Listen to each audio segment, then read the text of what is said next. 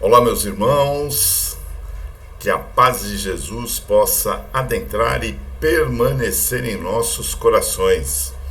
Que haja amor, compaixão e paz entre todos os seres do universo. É um prazer estar aqui com vocês nessa data.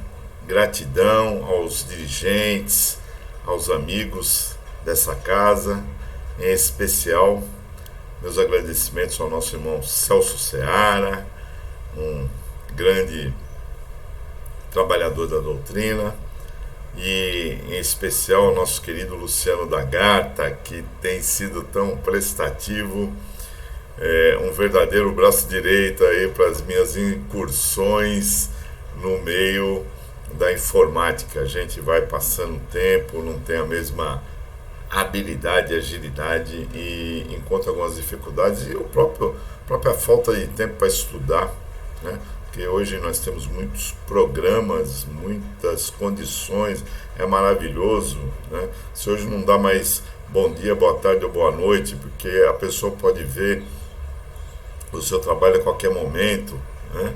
Então é muito importante, e minha gratidão ao nosso querido irmão, que ele possa continuar nos ajudando a divulgar a doutrina espírita, que é tão importante, né?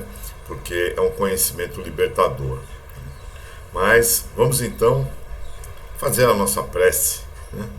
Elevando os nossos pensamentos ao alto, em busca e ao encontro do meigo, terno e doce Rabi da Galileia, Jesus, o amigo inseparável, o amigo certo das horas incertas, aquele que nos ampara sempre para que tenhamos condições de continuar a nossa jornada. E é com ele que nós vamos dizendo obrigado, Senhor, por mais uma etapa que se findou e uma nova etapa que se inicia. Que as tuas bênçãos de amor e de luz possam se derramar sobre toda a humanidade, para que possamos absorvê-la e vivenciá-la no nosso dia a dia, fazendo com que todo esse quadro de dificuldades possa ser amenizado e que, com a compreensão dos desígnios do Pai e do teu amparo imprescindível à nossa caminhada, poderemos superar os nossos problemas e dificuldades de uma forma mais serena, mais equilibrada, menos dolorosa. Que a tua paz, Jesus, possa nos fortalecer, não somente hoje, mas por todo o transcorrer da nossa eternidade. Que assim seja. Então, meus irmãos, feliz 2022, feliz homem novo, né? Já que o que muda efetivamente não é o calendário, quem muda somos nós. Se não houver mudança na nossa postura, na nossa atitude, na nossa análise, na nossa percepção do verdadeiro valor da existência, nada vai mudar. Porque se continuarmos os mesmos, o calendário pode ir girando aí, como já vem girando, as reencarnações passando, como já vem ocorrendo, já que somos retardatários, já que somos seres repetentes no quesito da evolução, pode tudo ir mudando, que a gente vai permanecendo. Então, para a gente ser feliz em 2022, 2023, 2024, 2050, 2100, seja o ano que for, necessário se faz que a gente tenha uma postura diferente para com a nossa existência. Porque ano novo não significa vida nova, né? Vida nova é diferente do processo do calendário, né? Vida nova depende única e exclusivamente de cada um de nós, né? Evidentemente, a ajuda espiritual é fundamental para a gente superar as nossas dificuldades e imperfeições, mas ela aumenta de intensidade à medida em que nós também aumentamos a intensidade das nossas mudanças. E mudar, meus amigos, apesar de ser agradável após a ocorrência, é trabalhoso, né? Necessita que a gente se dedique, que a gente tenha efetivamente consciência dessa situação e determinação para com os objetivos a serem alcançados, né? Aí vai o crédito para o nosso Leonardo Pereira, né, que disponibilizou um trabalho e eu particularmente gosto muito do trabalho dele e adaptei, modifiquei, mas não podemos deixar de dar o crédito, né, à fonte original. Então vai aí os nossos agradecimentos pelo trabalho do nosso irmão Leonardo Pereira. Tem uma história, né, chamada Autobiografia em 5 capítulos, que traduz muito da nossa vivência, né? Se encontra no livro Tibetano do Viver e do Morrer. E é assim muito interessante. Eu, quando tomei contato com ela, achei de profunda sabedoria, né? E adaptado ao nosso processo, né? Eu conheci através das meditações do Tadashi Kadomoto, e ele faz a pergunta: aonde a gente se situa nesse processo da nossa evolução, de acordo com essa historinha, com esses 5 capítulos? Onde nós estamos inseridos? No primeiro capítulo, o ideal é que a gente já esteja trabalhando a partir do 3º, mas precisamos conhecer, né, essa autobiografia para saber aonde nos encontramos neste processo. O primeiro capítulo diz o seguinte: que eu ando pela rua, há um buraco fundo na calçada e eu caio. Estou perdido, sem esperança. Não é culpa minha. Leva uma eternidade para encontrar a saída. Será que a gente ainda permanece nessa condição de andarilho desatento em que vai jogando a culpa sobre outrem, nos eximindo da nossa obrigação, do nosso dever de prestar atenção no caminhar? Porque é doloroso reconhecer, né, as nossas falhas, os nossos erros. Eu tenho falado muito sobre o auto-perdão. É necessário, mas é necessário também o despertar, fundamental, para que a gente possa entender, interpretar essas situações que vivenciamos e, através delas, nos modificarmos.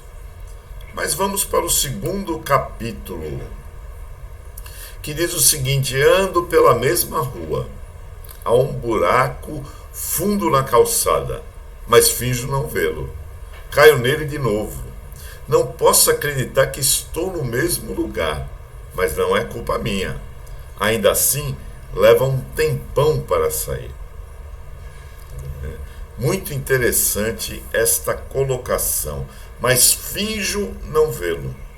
Quantas vezes a gente passa ao largo da situação e faz de conta que não é com a gente, né? Tá aí o Covid, o professor Covid, que chegou para tentar ensinar os alunos. Não teve assim um êxito muito grande, porque os alunos, nós, alunos do professor Covid, somos um tanto quanto rebeldes, né? Então a gente ainda tem muita dificuldade de observar que a lição é pra gente, não é pro outro não. Né? O negócio é comigo, não é com você. Diz Maria Teresa de Calcutá, que eu acho muito legal a colocação dela, que a conversa não é entre eu e você, a conversa é entre eu e Deus. Né?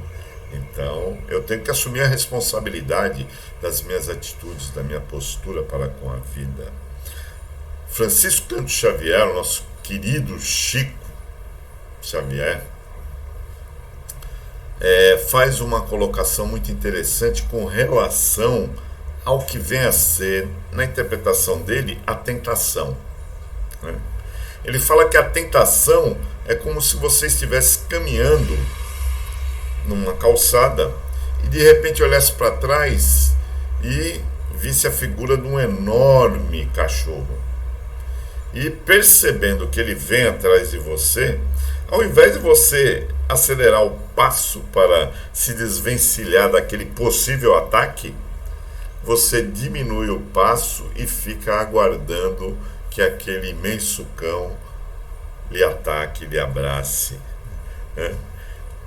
Não é muito diferente o que, na maioria das vezes, as pessoas fazem, nós fazemos com relação às tentações. A gente finge que não vê. Aí quando se dá conta, já caiu, já está lá. Né? Então a gente precisa prestar muita atenção nos nossos passos, na nossa caminhada.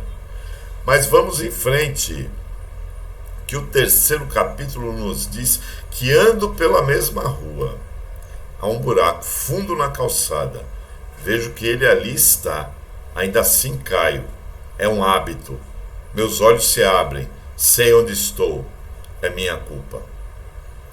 Vamos dizer que a questão da minha culpa é um pouco pesado, né? A gente tem que se libertar do sentimento de culpa, mas a gente tem que reconhecer as nossas falhas, não é verdade? A gente tem que reconhecer que a gente foi o agente principal do processo, que a queda foi a nossa desatenção. Realmente eu fui levado a essa condição. Então não vou mais utilizar essa calçada, ou se utilizar, eu vou poder prestar mais atenção para me desviar, né? Porque eu poderia estar numa rua única, que é difícil, mas poderia, que não me dá acesso a outro lugar, não tenho como sair por outro lugar, tenho que passar ali. Então eu vou vigiar, né? Vou orar mais e vou vigiar a minha caminhada para não incorrer na mesma situação, no mesmo erro, né? E aí no 4º capítulo, lembrando que o 3º capítulo deveria ser o ponto de partida para todos nós, né? Reconhecer para poder modificar. Mas no 4º capítulo, eu ando pela mesma rua, há um buraco fundo na calçada, dou a volta, me desvio deste buraco que pode me levar a cair, que pode me levar a incorrer em antigos erros, né? É o ego que está tentando nos guiar, né? É o eu que habita em todos nós e que ainda traz as reminiscências do nosso passado delituoso, do pretérito passado ou deste. Então a gente precisa analisar melhor o que estamos fazendo e tomar cuidado para não incorrer nas mesmas situações que nós trazemos do nosso passado. E aí a gente vai ver o quê? A gente vai ver que a gente precisa estar atento e forte, né? Como diz a canção, a gente precisa estar atento e forte para poder superar as nossas dificuldades, para poder encolher o nosso ego através da nossa mudança de postura, da nossa mudança no pensar, no agir, porque o pensamento é o propulsor da ação. Então, através do pensamento, eu vou trabalhando a mudança das minhas atitudes. E aí eu vou prestando mais atenção naquelas situações onde não devo cair ou permanecer, né? E no quinto, que é o ápice, né, da nossa condição, eu passo a andar por outra rua. Olha que coisa, né? Que analogia fantástica. Se eu vejo que ali tem problemas, eu não vou criar dificuldades, eu vou mudar o meu roteiro. Até porque a gente sabe que quem faz o mesmo caminho só pode chegar no mesmo lugar, não é verdade? Então, se eu todo dia vou pelo mesmo caminho, eu inevitavelmente vou chegar no mesmo lugar. Então, se eu quero mudar, eu preciso começar a analisar a possibilidade de outros caminhos. Ou, se não tiver, o que é difícil, eu vou tomar mais cuidado no meu caminhar, né? E aí, com certeza, não vou incorrer naquelas situações passadas, nas quedas que me custaram tanto e me custam até hoje, né? Porque a nossa dificuldade de hoje é oriunda da queda de ontem. A grande diferença é que hoje eu já consigo visualizar novas possibilidades, que hoje eu enxergo mais do que enxergava naquela época. Então já não vou continuar incorrendo nos mesmos erros. Ano velho, ano novo, homem velho, homem novo. O nosso querido Jerônimo Mendonça. Para quem não o conhece, é uma figura fantástica, pouco divulgada até, né, no nosso meio espírita. Ele tinha um problema de saúde que ele não se locomovia. Ele vivia deitado numa cama, né? Ele vivia deitado numa cama, que interessante. E era um excelente orador espírita.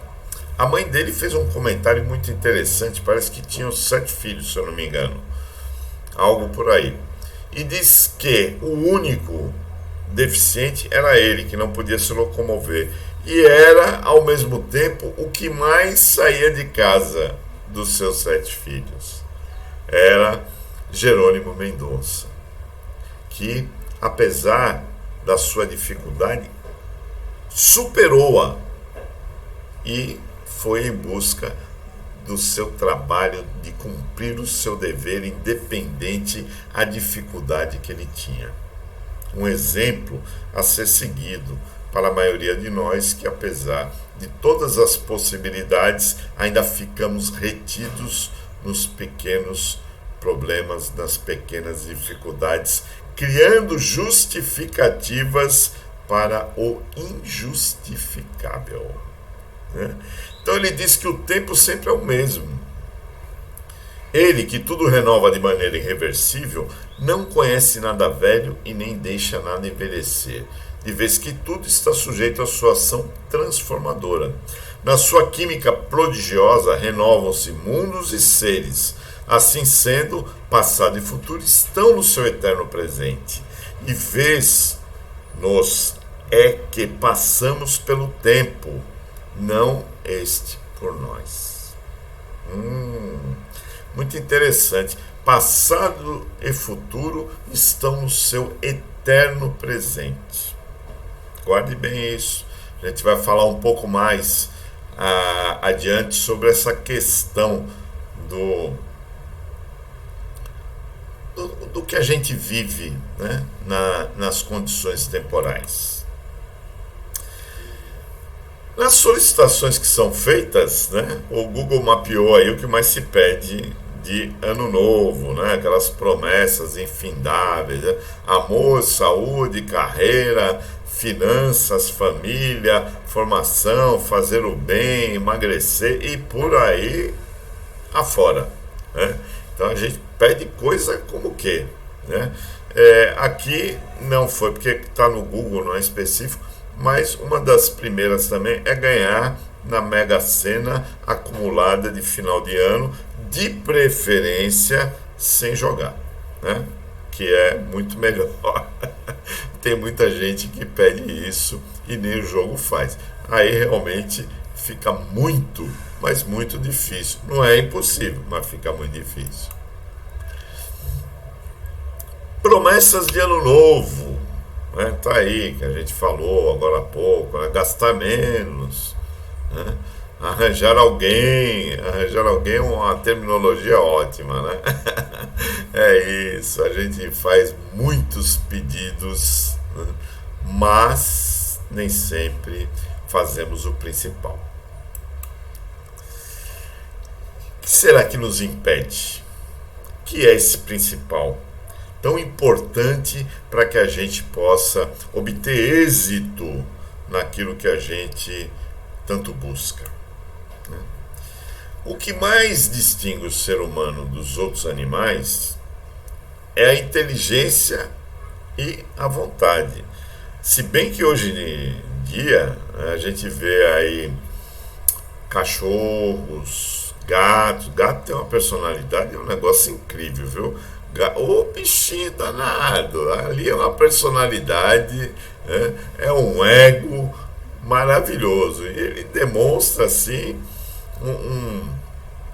esse princípio, né, do princípio inteligente, porque a gente sabe que inteligência é só no estado humano, mas o princípio, segundo Kardec, já habita desde que haja vida orgânica, né? Já tem lá, já está instalado o princípio inteligente, e a gente vê que os animais têm um princípio inteligente, né, que vem se desenvolvendo na minha maneira de ver, né? Os cachorros são maravilhosos, né? Só faltam falar, né? Tem alguns até que tem uns ameaços aí, mas não chega a tanto. Mas você vê, outro dia eu estava passando aqui pela próxima ao lugar que eu moro, né? E tinha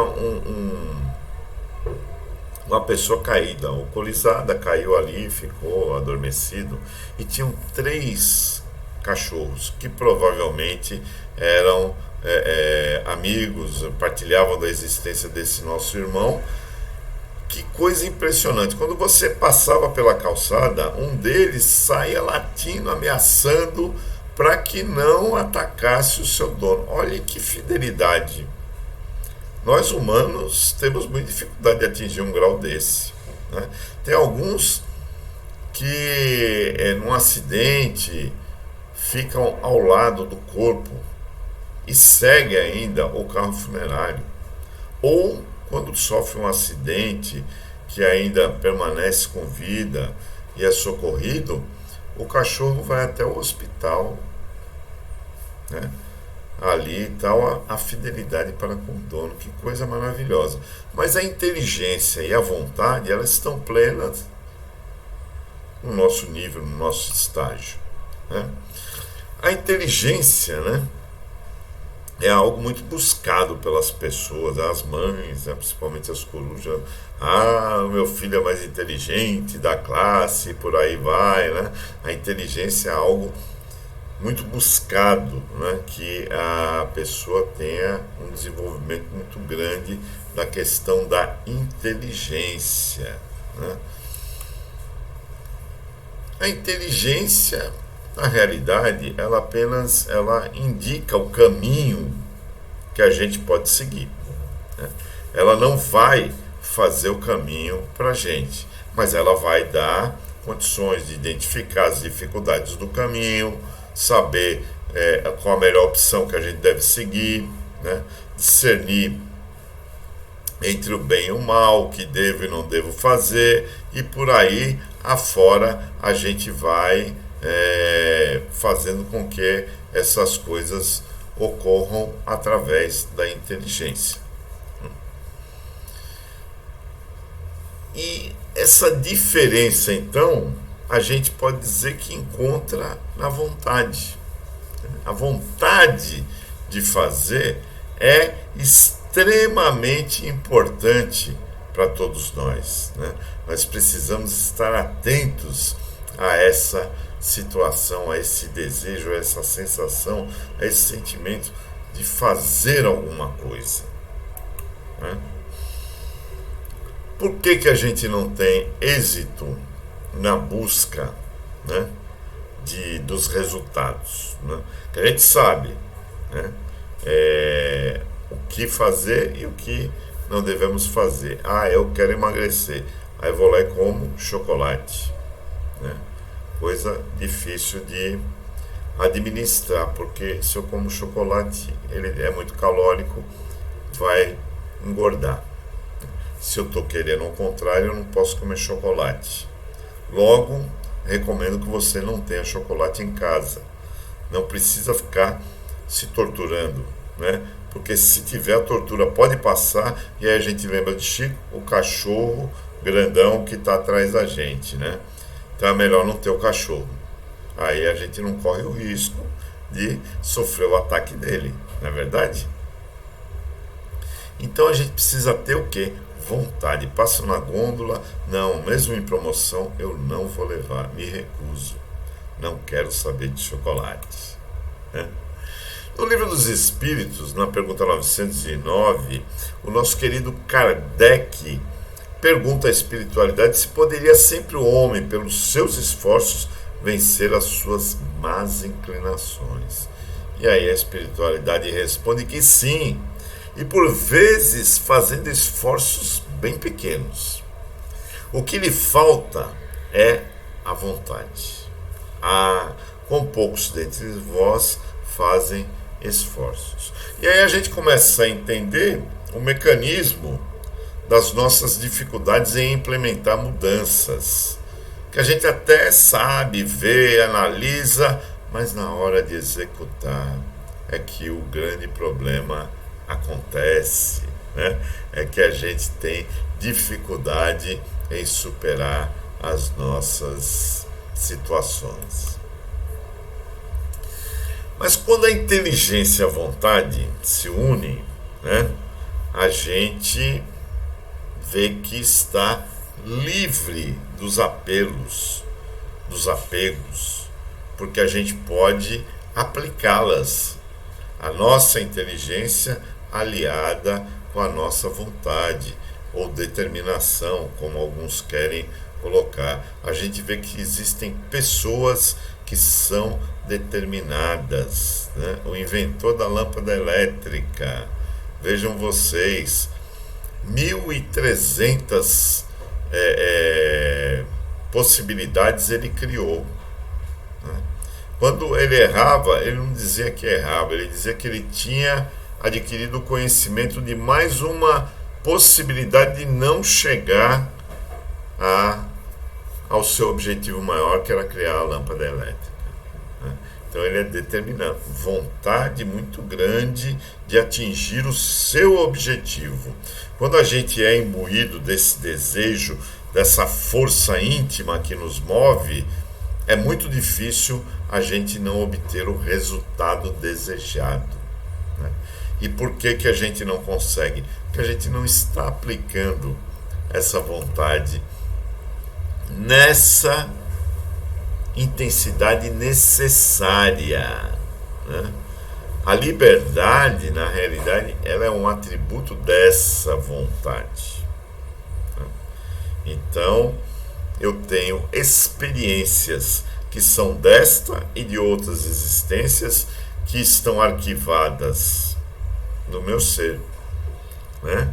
Então, eu tenho percepção de alguns valores, né? Além de todo o conhecimento que está enraizado no meu ser, que é onde a lei de Deus se encontra. Né? Então, se eu vejo fogo, né, eu sei que ele pode ocasionar queimadura.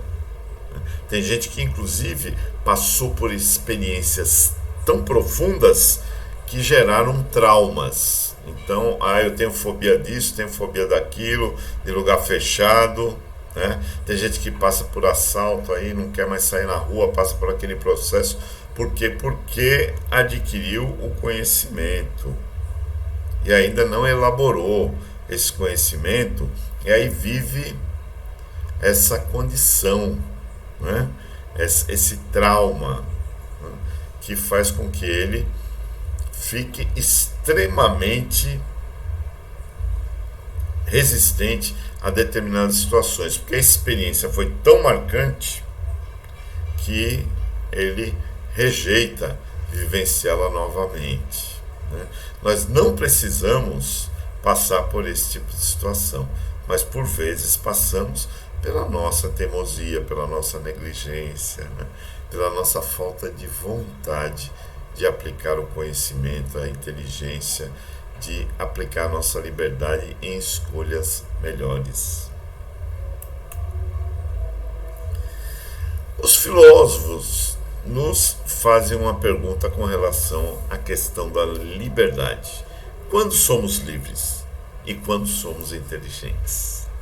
Quando essa situação ocorre na nossa existência? Quando estamos preparados para vivenciar a liberdade e a inteligência? Olha a questão do tempo que eu havia comentado com vocês há pouco, né? Repare que pesquisas nos indicam que apenas 5% do nosso tempo é destinado a viver o presente. E o próprio nome já é muito simbólico, né? Que é um presente que Deus nos dá de viver o presente. A maior parte do tempo a gente vive, vejam que interessante, sentimento de culpa, falta de perdão, auto-perdão. Vivemos no passado. 70% da nossa existência, ou do nosso tempo, a gente aplica em viver no passado. O passado, que é um tempo em que ninguém pode fazer nada. Alguém consegue ir lá no passado e modificar a sua atitude? Não. Se eu pudesse voltar atrás, né? Chico tem uma frase maravilhosa que ele disse que ninguém pode voltar atrás e refazer, né, o passado. Mas a gente pode, a partir de agora, começar a fazer um futuro melhor, através do presente, né? Porque o passado ninguém vai resolver. Se eu pudesse voltar ao passado, o que ia acontecer? Eu ia fazer exatamente o que eu fiz. Por quê? Porque no passado era o conhecimento que eu tinha naquele que me levou a agir daquela forma. Hoje é diferente. Hoje eu já angariei conhecimentos que modificaram a minha conduta, a minha postura para com a vida.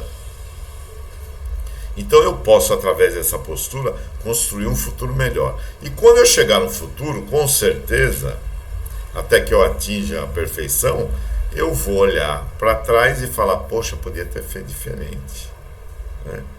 Mas isso significa que eu estou evoluindo, que eu estou melhorando, eu estou mudando a minha postura para com a vida.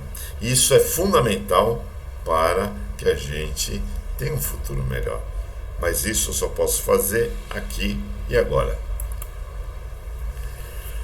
O passado, né, que, como a gente falou, tem muito esse mistério de querer voltar e de querer fazer diferente, mas a gente não consegue, né? E o passado já passou. Do início da nossa conversa para agora, já estamos em outro tempo. Já estamos vivendo aquilo que seria o futuro no momento que a gente começou, mas que se tornou presente, né? E o que está para trás, está para trás. A gente tem que se preparar para executar bem o nosso presente, porque o que dá no passado não muda mais, já era, né? Não dá para fazer diferente do que já foi feito. Da mesma forma, o futuro é algo que ainda não aconteceu. Quem pode garantir que o futuro vai existir? Quem pode garantir que estaremos encarnados daqui a 5 minutos, daqui a 1 hora, daqui a 5 segundos? Quem pode? Ninguém. Só Deus. Deus é que sabe. E mesmo assim as coisas podem ser modificadas. pode ter uma moratória, pode ser antecipado. Outro dia desse, há um bom tempo atrás, eu vi, deve ter no YouTube ainda, um companheiro que foi fazer uma interação, né, um bate-papo, uma live, e foi lá para o estúdio, e lá no estúdio começou a conversar, de repente ele percebeu, falou, eu estou indo, e foi, desencarnou ao vivo e em cores. Provavelmente a ideia dele não era essa. Os familiares dele esperavam que ele voltasse, que ele fosse fazer outros programas, enfim. Mas chegou a hora dele, ele foi. Então a gente não tem como prever, não tem previsibilidade no futuro. Quem garantiria há 5 anos atrás que teríamos a pandemia, né? Que iria modificar substancialmente a nossa vida? Quem garante que não teremos para o ano a continuidade dessa pandemia, seu agravamento, uma nova pandemia ou a mudança de tudo isso, o término de tudo isso? Ninguém pode garantir, não é verdade? Porque depende muito daquilo que a gente está fazendo hoje. Pela perspectiva do hoje, olha, as coisas não serão tão fáceis no amanhã, né? Mas é uma questão individual. Se eu fizer a minha parte, por mais difícil que seja o contexto da humanidade, a minha dificuldade sempre será menor do que aquele que ainda não fez a sua parte. Eu só tenho liberdade no aqui e no agora, neste exato momento. Porque o que passou, passou, e o que virá, ninguém pode garantir, né? E a gente precisa trabalhar esse sentimento de não realização, de não ter conseguido fazer aquilo que a gente queria, né? Daí o nosso sentimento de não realização ou de frustração com a vida, que a gente não fez aquilo que a gente pretendia. Ou estamos vivendo o passado ou o futuro. Quase nunca estamos vivendo no sentido filosófico. O presente, que é na verdade o único, que é o momento real, que é o que, repito, Deus nos concedeu, o presente, de estarmos aqui, de estarmos vivendo esse momento, né? Porque a gente ainda não se percebe como seres espirituais que somos.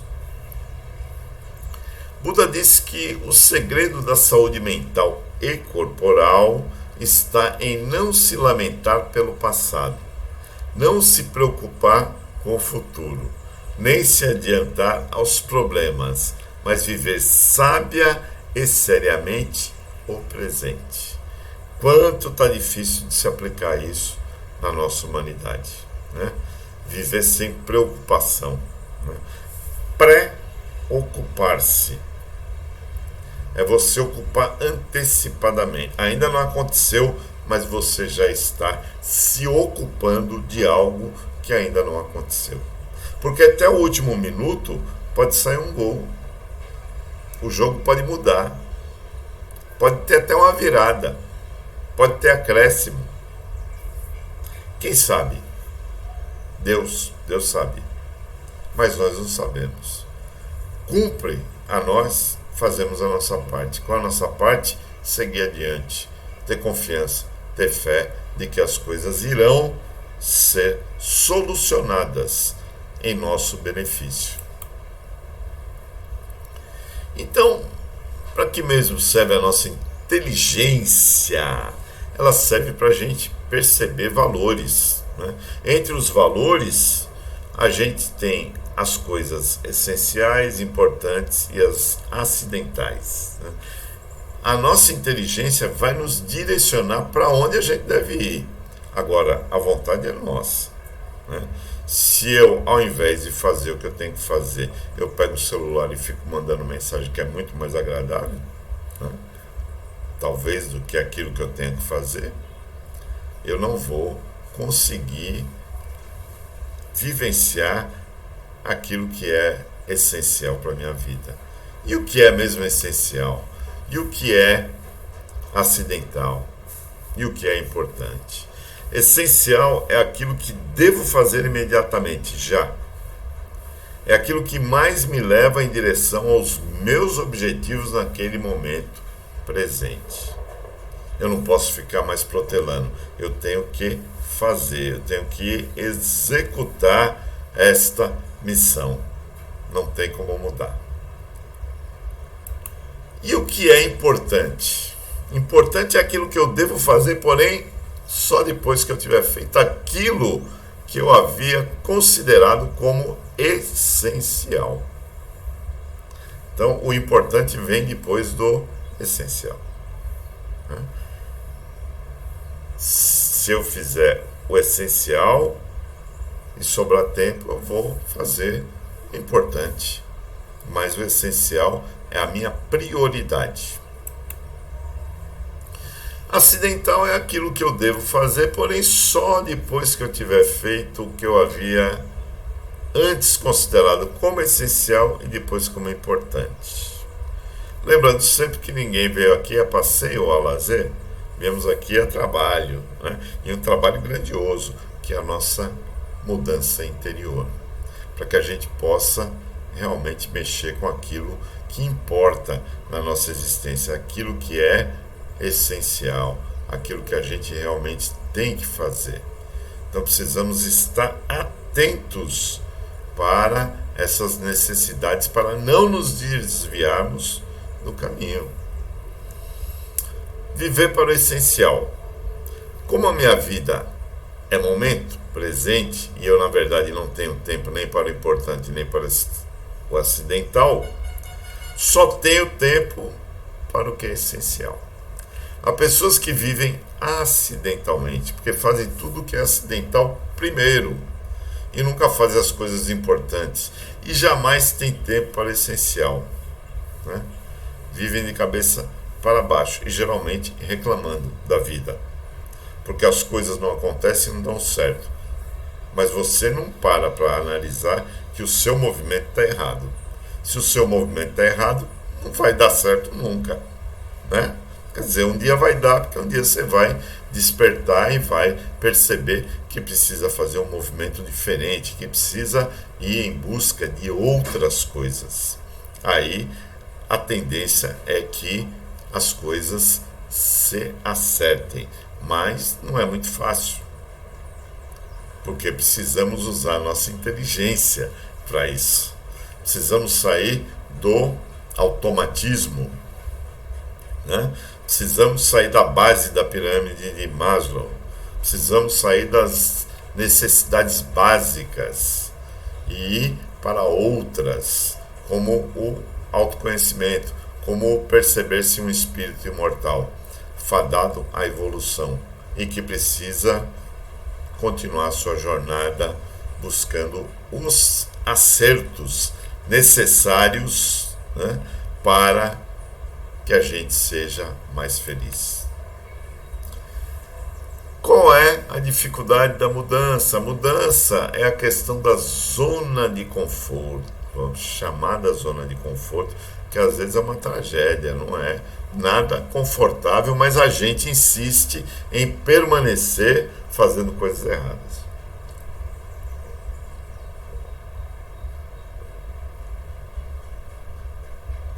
Então, às vezes, a gente precisa passar pela grande dificuldade como um despertar, né? Tem a história de um rapaz que vai abastecer o veículo num posto de combustível e durante o abastecimento ele percebe que tem um cachorro uivando. E ele olha aquela situação, né, e vê que o cachorro está com a pata num prego, né? E aí ele uiva, mas não sai dali. E aí ele perguntou para o rapaz que estava atendendo ele, abastecendo o carro dele. E aí o rapaz disse o seguinte: é porque a dor que está no cachorro não impulsionou ele a fazer o movimento de tirar a pata no prego. A dor ainda é suportável.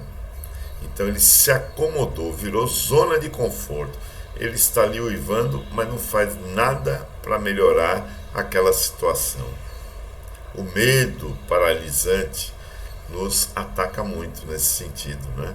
A gente não quer mudar, a gente quer ficar nas facilidades que a gente acha, que nem sempre são facilidades.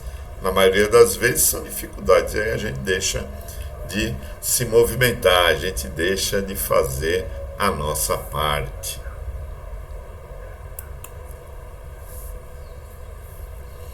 Na zona de conforto, as pessoas vivem uma existência passiva e se recusam a aceitar as responsabilidades que envolvem risco. Viver é um risco, ninguém sabe se vai estar encarnado daqui a 5 minutos. Né? Viver na zona de conforto é mais seguro porque você não precisa arcar com qualquer nova responsabilidade. Enquanto permanece em sua zona de conforto, a pessoa continua a ser o que sempre foi, fazer o que sempre fez e ter o que sempre teve. Né? O professor Anthony nos traz essa colocação e mostra, né, que se você quiser emagrecer, você vai ter que parar de comer chocolate, comida calórica, vai ter que fazer exercício físico, porque senão não vai acontecer nada. Né? Não adianta você ficar, mas chocolate é tão bom, e querer emagrecer. Né? Você vai ter que fazer sacrifícios, você vai ter que tirar os prazeres, né? Pelo menos temporariamente, ou usá-los com mais comedimento. Então a gente deseja esses aspectos, essas coisas todas, né, para o nosso ano novo, é muito comum. Né? Aí a pessoa tem alguma dificuldade no trabalho, ela vai pular 7 ondas, vai vestir amarelo, vai vestir branco, vai fazer promessa, vai no Senhor do Bonfim, vai aqui, vai ali, mas não faz o essencial, não se qualifica melhor para prestar um serviço melhor e assim se destacar. Né? Porque fazer todas essas outras coisas é mais simples do que se debruçar sobre um livro, se debruçar sobre um curso, se debruçar sobre algo que tem, né, sobre uma palestra, sobre algo que tem na internet e que a gente vai ter que dedicar o tempo e que pode não ser tão agradável como outras coisas que a gente gosta de fazer. Então, vai resolver o problema? Não, não vai. Ela pode ficar pulando onda todo dia. 7, 14, 21, 10, 15, pode pular o que você quiser. Não vai resolver seu problema. Tá? Seu problema quem tem que resolver é você, não são as ondas do mar. Né? Não adianta você dar presente para Iemanjá e não fazer a sua parte. Sua parte é imprescindível que você faça para que você possa melhorar. É assim, simples assim. Né? O homem novo é aquele que substitui os hábitos inferiores pelas nobres qualidades de caráter e aquele que abandona as paixões e os desencantos de ontem pelo amor puro, adquirindo assim uma nova visão da vida. É a chamada reforma íntima que se fala tanto, né, na doutrina espírita. Na foto de cima você vê o nosso querido Jerônimo Mendonça na palestra, está lá numa maca que era o seu meio de locomoção, para cima e para baixo, e fazia o seu trabalho. Não foi, né, negligente, não foi preguiçoso. Ele, independente da circunstância, abraçou sua causa e continuou fazendo aquilo que ele precisava. Então, vamos sair da zona de conforto, vamos usar a nossa inteligência para escolher, usar a nossa vontade para seguir e viver um dia de cada vez. Porque é assim que tem que ser. Né? A cada dia basta o seu próprio mal, já dizia Jesus. Né? Se Jesus disse isso, tem algum fundamento, alguma necessidade da gente ouvir e refletir. Né? Não adianta eu ficar projetando um mal que está me ocorrendo hoje para amanhã, porque amanhã é outra coisa, outra história, outro dia, outra vida, né? Daqui meia hora tudo mudou, né? O que a gente precisa aprender é não se deixar levar pelas circunstâncias, é tentar buscar o equilíbrio, né? É reconhecer que a gente tem oportunidades constantes de efetuar mudanças na nossa existência, mas para que elas ocorram, a gente precisa aprender a utilizar as ferramentas que nos são concedidas pelos amigos espirituais, né? Que nos dão condição de meditar, de orar, né? De fazer reforma íntima, de fazer autoconhecimento.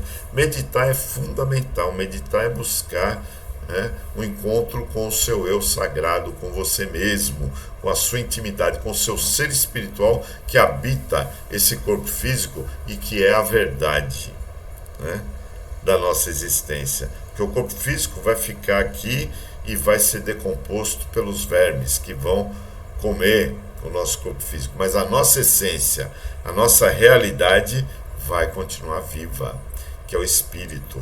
Então precisamos aprender a conviver com a matéria de forma que a gente usufrua dela, mas não se apegue a ela, de forma que a gente possa utilizar o conhecimento espiritual para aplicá-lo na nossa vida de relação material, e não ao contrário, porque caixão não tem gaveta. Ninguém leva nada de volta a não ser o ser espiritual com o seu perispírito que regressa com a consciência daquilo que fez. Se foi bem feito, se fez boas obras, ótimo, vai ser bem recebido. Se não fez boas obras, se não despertou, vai ser bem recebido, mas vai ter que passar por dificuldades para poder perceber que errou e que precisa mudar. Porque oportunidades nos são dadas constantemente através da reencarnação. E nós já temos um bocado delas, um bom par de reencarnações que estamos ainda nesse plano, ainda com dificuldade de aprendizado. Que o ano novo possa verdadeiramente ser novo na minha postura, na minha mudança, na minha atitude. Que eu possa perceber os valores reais da minha existência, que são os valores perenes, que a traça não rói, que o ferrugem não come, porque são os valores do espírito. E à medida em que eu praticá-los, vivenciá-los no meu dia a dia, eu vou com certeza ser mais feliz e ser um ser melhor. Lembrando sempre do aniversariante do mês, do ano, das nossas vidas, que Ele é o caminho, a verdade e a vida, e ninguém vai ao Pai senão por Ele. Oremos então. Jesus amado, que as Tuas bênçãos de amor e de luz possam cair sobre a nossa humanidade, que tanto necessita do Teu apoio, do Teu amparo, do Teu amor, da Tua luz. Abençoa-nos nesta caminhada, Senhor, para que possamos superar o nosso maior inimigo, aquele que ainda habita dentro de nós. Muita paz, meus irmãos, que Jesus continue nos abençoando hoje por toda a eternidade. Que assim seja.